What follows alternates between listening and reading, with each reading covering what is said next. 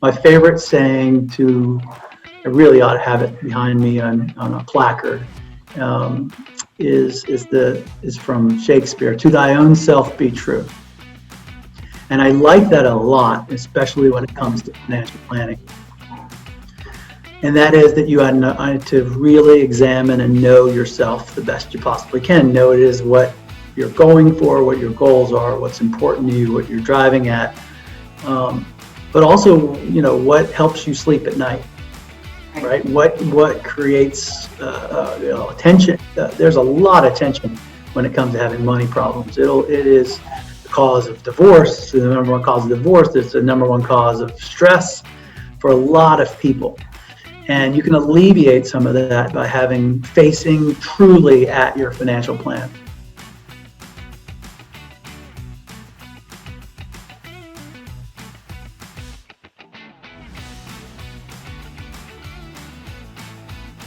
Everybody, Sherry Riano here with the Sherry Riano Lending Team. Hey, I'm here with one of my good friends and referral partners, David Hellinger. David, can you take a minute just to tell everybody what you do and who you are? Sure. First of all, Sherry, thank you very much for having me. I'm very grateful to be here today. I am a financial advisor, and comprehensively plan for all of the things that matter to you. We have a really, really good opportunity to meet the goals, to invest wisely, to invest safely. Remember, we were just 10 when we started. So, I just kind of wanted to get your take today and just have a little conversation about, everybody knows rates are historically low and are trending in spaces we've never seen them. I was speaking the other day to a group of people and said, hey, look, when I first started, I was selling 9% interest rates and people thought it was like candy. They were eating it up. And now here we are at, a 30-year fixed, 2.875. It's insanity. Yeah. But what I'm finding on the refinance side, I'm saving somebody anywhere from $250 to up to $1,000 a month. What would that look like for them over maybe a 5-year period? Yeah. So I guess there's I'd answer that in two ways. I think you're first of all, you're asking what would that savings do and what could they do with that savings. I want to address that. But then what would they do with an historically low interest rate, I think is a question worth examining. Yeah. So I'll pick the first one first. Certainly when you start thinking about your overall financial picture and suddenly there's new cash flow in your life, money you used to spend on something else and now you have, it's of course a perfect opportunity to deploy it elsewhere rather than just wasting it. I always like the Monopoly metaphor. You pass go and collect $200 and sometimes you don't get to, right? Right. And you don't want to skip. You don't want to miss those opportunities. So if there's new cash flow, whether it's $200 or $50 or $1,500 of new cash flow, and you don't need it, and you haven't been used to it, it's super important to hit those at those target moments, at those critical times, to put that forward into something. And that's something that depends on the person. Right. I could spend the rest of our time together talking about different scenarios, but it really does matter. Right. The higher your tax bracket, the more likely 401k or IRA savings are going to matter for that money. The lower your tax bracket, maybe Roth savings. Perhaps you need to retire debt otherwise, or God forbid, don't have a adequate cash reserve. We're in this crisis in part because a very, very large swath of Americans didn't have enough money. They said that some very large percentage of people didn't have $100 or $400 in their bank account. So it really does matter and depend, and putting your priorities in order to figure out where to use that money. But certainly, new cash flows are wonderful. And like in that scenario, if you don't have that savings, and I don't know what your rule of thumb is to your clients, but I know for me personally, I always live by, if I don't have 3 to 6 months of my day in, day out bills, be able to provide food, the whole I have a problem that I can't really breathe. And right. And what's a rule of thumb, especially for some young people out there that don't know, what would your advice for that. That's a great. It's another really big important part of financial planning. In fact, it's considered what we consider some of the foundational pieces of financial planning. If you build a house on a weak foundation, you don't have much of a house, do you? No. So 3 to 6 months is a decent sort of easy button to hit, but you know, Sherry, you know me, I don't have a short answer for anything. So, but I will tell you that I think it matters to a certain extent on the situation. So for instance, if you have joint income, right, a couple that are both making income and maybe you don't need as much. You know, I think we were all young and dumb at some point, and I think, you know, sometimes, you know, the older I get, the more I think that the kids these days, and I want to shy away from some of that criticism, but certainly younger folks have historically had higher risk, taken more risk, and that risk includes sort of, you know, walking around without a safety net.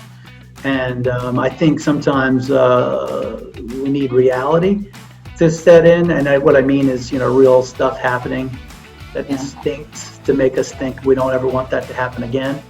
Right.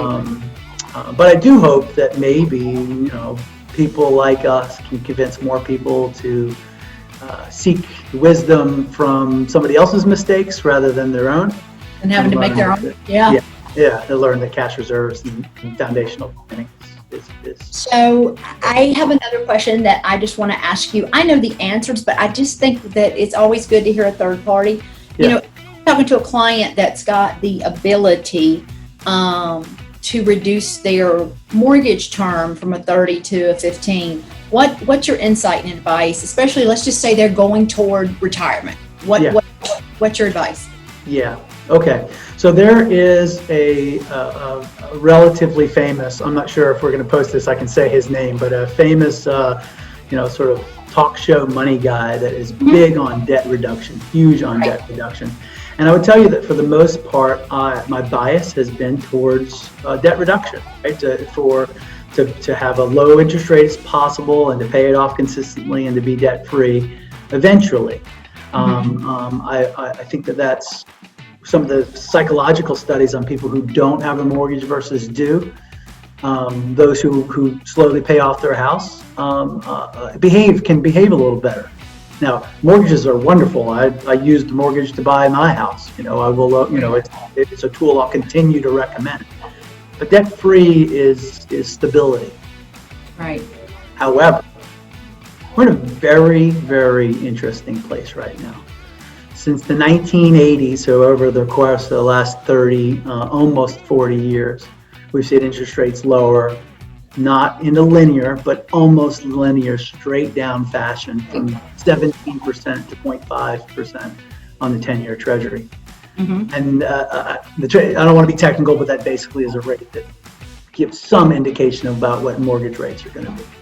Yeah. And it is very appealing to consider enjoying only paying someone back at 2 or sub 3% for a 30-year period of time, because that $150,000 to $500,000 that you borrow versus paying off is, you know, the versus paying it off is likely to grow faster. You can educate somebody; they can always make an educated decision, right? That's right. Today, that's right. You know, and that's what we want for anybody. That's right. So, David, anything that you would want to, you know, we're going to wrap this up, but anything that you would want to, you know, tell anybody about your practice, about yourself, you know, just get the word out, because I will tell anybody that is listening to my show how much I love you and I respect you, and I have seen you do wonderful things for people. And so, you know, what would you want to get the word out about yourself?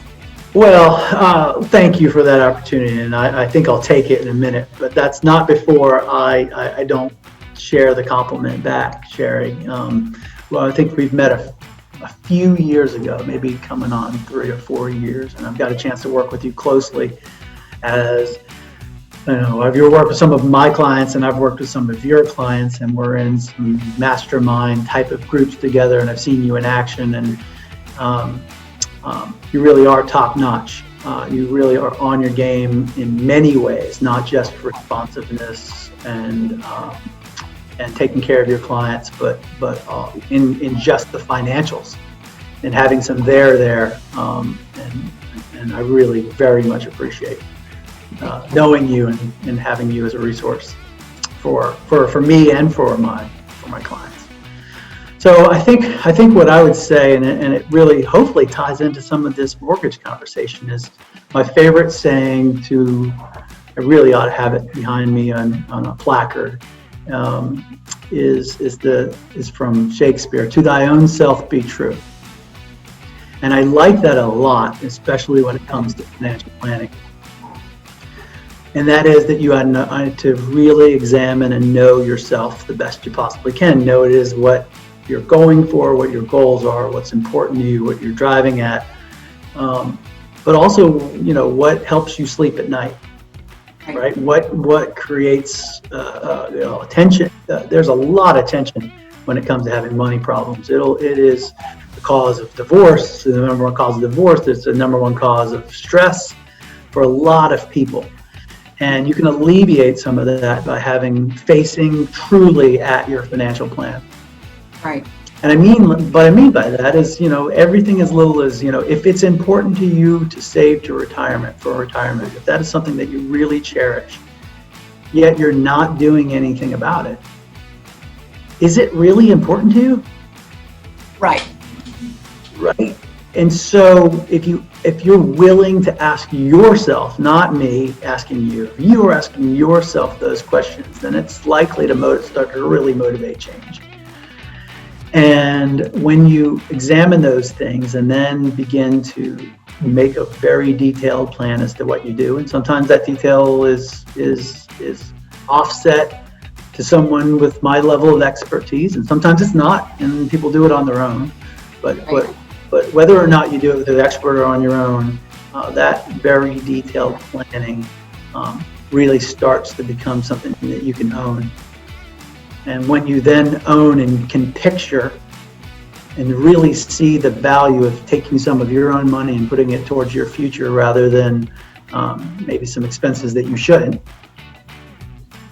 when you get that ratio and that balance right, that's where the magic happens. That's where the success starts to happen. And I've seen it at enormous levels of income, which you would think would be easier, and in some ways is.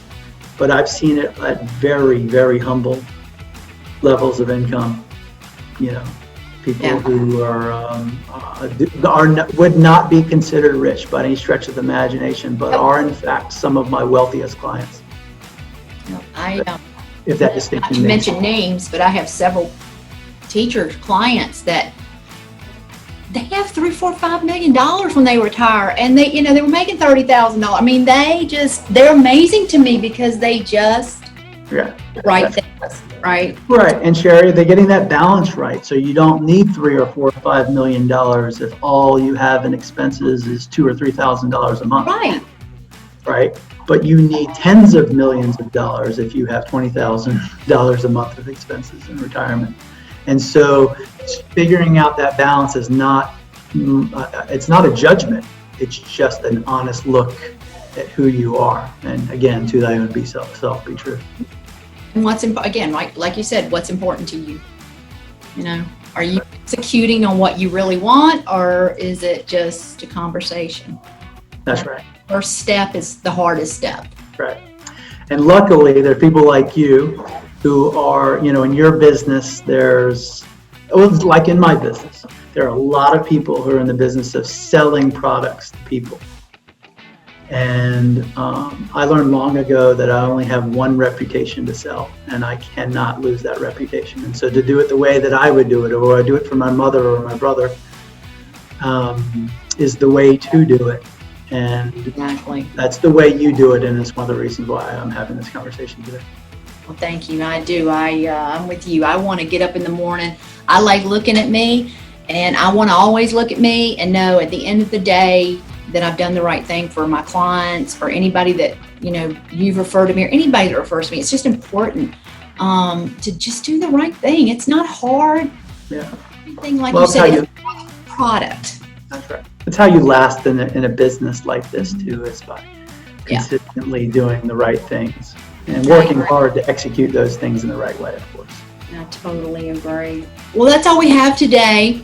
David and I have enjoyed chit-chatting, and hopefully you have found some value in what we have talked about today. If you have any questions in regards to mortgages, feel free to give me a call at 919-234-7415, or you can always email me at sherry@thesherryrianoteam.com. David, can you tell everybody how to reach you? Sure. Very simple to reach. My last name, Hellinger, financial.com. If you just go on that website, it'll point you to some things that we have discussed today, so many other articles, and certainly some easy ways to get in contact with us. And just so you know, David and I both pride ourselves on meeting with people, reviewing documents, and doing an initial consultation for nothing. So just know that, you know, we're here to help you, and that doesn't come with a cost. We genuinely want to help you get where you and your family would like to be. You guys have a great day. Bye.